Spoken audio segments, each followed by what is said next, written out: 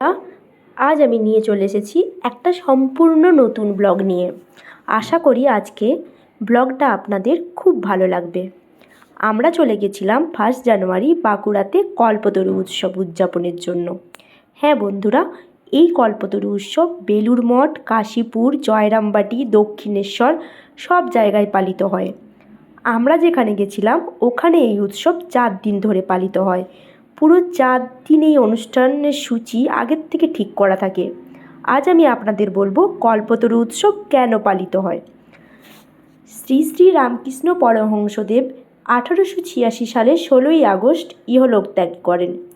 সেই সময় তার শরীরে কর্কট রোগ বাসা বেঁধেছিল। ঠাকুরের শেষ জীবন তিনি এই কাশীপুর উদ্যানবাটিতে অতিবাহিত করেছিলেন। ঠাকুরের প্রায় 30 গৃহভক্ত ছিল, তার মধ্যে গিরিশ ঘোষ ছিলেন অন্যতম। ঠাকুর উদ্যানবাটির বাগানে পায়চারি করতে করতে গিরিশ ঘোষকে জিজ্ঞাসা করেছিলেন যে গিরিশ ঘোষরা তাকে ঈশ্বরের অবতার বলেন কেন।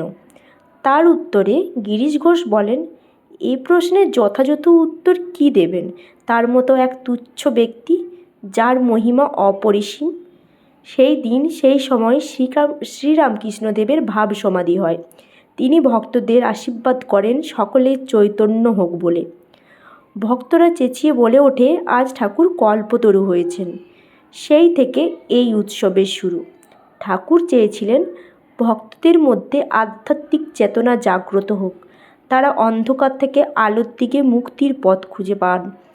আজকের দিনেই তিনি হয়েছিলেন কল্পতরু। বলা হয় আজকের দিনে যে যা চায় ঠাকুর তাকে তাই দেন। বিশ্বাস করা হয় ঠাকুর আজকের দিনে কখনো কাউকে খালি হাতে ফেরান না। তাই এই উৎসবের মাহাত্ম্য ভক্তদের কাছে অপরিসীম।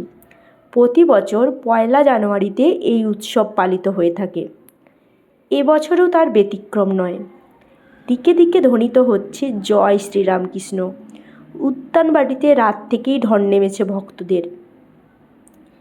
দক্ষিণেশ্বর কালীবাড়িতেও উদযাপিত হচ্ছে এই বিশেষ উৎসব। বাঁকুড়াতেও ভক্তদের ঢল নেমেছে।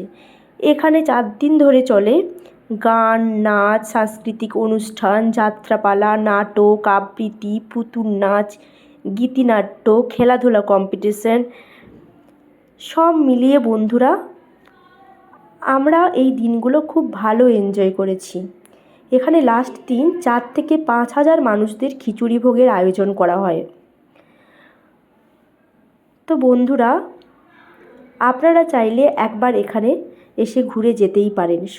সব মিলিয়ে আমরা খুবই এনজয় করলাম।